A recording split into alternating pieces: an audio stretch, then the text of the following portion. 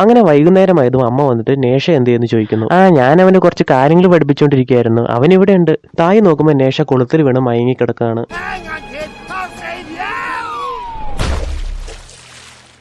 നേഷ എടുത്തുകൊണ്ട് വന്ന് നോക്കുമ്പോൾ കാലിൽ കല്ല് കെട്ടി വെച്ചിരിക്കുകയാണ്. അയ്യോ, ഞാനും ചെയ്തില്ലേ, എനിക്ക് എന്നെ പറ്റി നോക്കട്ടെ.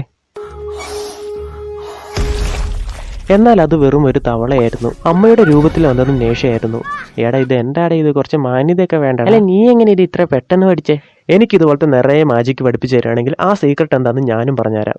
ശരി, നിനക്ക് തീയുടെ ശക്തി ഉള്ളത് കൊണ്ട് നിനക്ക് എങ്ങനെ തീ കൺട്രോൾ ചെയ്യണമെന്ന് ഞാൻ പഠിപ്പിച്ചു തരാം.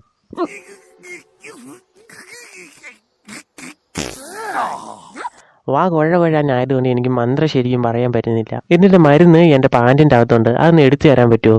നീഷ നോക്കുമ്പോൾ തായുടെ പാൻറ്റിൻ്റെ അകത്ത് ഒരുപാട് സാധനങ്ങളുണ്ട്. അവൻ ഓരോന്നെടുത്ത് അതെന്താ ഇതെന്താ എന്ന് ചോദിക്കുന്നു. ഇതെന്താ, ഇത് കുന്തോ?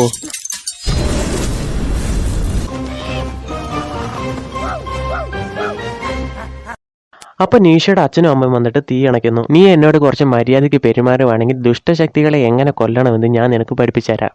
അത് ശരി, ഇതായിരുന്നല്ലോ ഉദ്ദേശം. എനിക്കൊന്നും പഠിക്കണ്ട, എങ്ങനെ ഇതിന്റെ അകത്ത് നിന്നും പുറത്തു കിടക്കണമെന്ന് പറഞ്ഞാൽ മതി. അതിന് നിനക്ക് ഈ ബ്രഷ് ഉപയോഗിക്കണം. ഓഹോ, അങ്ങനെയാണെങ്കിൽ എന്നെ ഇതിന്റെ അകത്ത് അടച്ചു വെച്ചിരിക്കുകയാണല്ലേ? നേഷ, നിന്നെ ആരും ഇവിടെ അടച്ചിട്ടിരിക്കുകയല്ല. നീ ഈ ട്രെയിനിങ് പൂർത്തിയാക്കി ദുഷ്ടശക്തികളോട് പോരാടിയാൽ മാത്രമേ ഇവിടെയുള്ളവർ നിന്നെ നന്നായിട്ട് കാണൂ. അപ്പോൾ നേഷയ്ക്ക് ചെറുപ്പത്തിൽ നടന്ന ഒരു സംഭവം ഓർമ്മ വരുന്നു. നേഷ ഒരു കുട്ടിയോട് കൂട്ടുകൂടാൻ ശ്രമിച്ചു. എന്നാൽ അവിടെ ഉണ്ടായിരുന്നവർ അവനെ ഒരു രാക്ഷസനായി കണ്ട് പേടിക്കാൻ തുടങ്ങി. അവിടുത്തെ മറ്റു കുട്ടികളാണെങ്കിൽ അവനെ വെറുക്കാനും തുടങ്ങി. ഇവിടെ ഉള്ളവർക്ക് വേണ്ടി ഞാൻ എന്ത് ചെയ്താലും അവരെന്നെ ഒരു രാക്ഷസനായിട്ടാണ് കാണുന്നത്. ശരിക്കുള്ള ഒരു രാക്ഷസൻ എങ്ങനെ ഇരിക്കുമെന്ന് ഞാൻ അവരെ കാണിക്കാൻ പോവാ. നേഷ, നീ ഒന്ന് ശാന്തമാകും. നിന്നോട് ചില സത്യങ്ങൾ പറയേണ്ട സമയമായി എന്ന് എനിക്ക് തോന്നുന്നു. നീ ദൈവം പോലെ നിന്റെ അമ്മയുടെ ഉള്ളിലുണ്ടായ ഒരു ദൈവിക ശക്തിയാണ്. നീ ജനിച്ചത് തന്നെ മറ്റു ദുഷ്ടശക്തികളെ കൊല്ലാനാ എന്ന് നടന്ന സംഭവങ്ങളൊക്കെ മാറ്റി പറഞ്ഞ് ഒരു വിധത്തിൽ നേഷയെ സമാധാനപ്പെടുത്തുന്നു.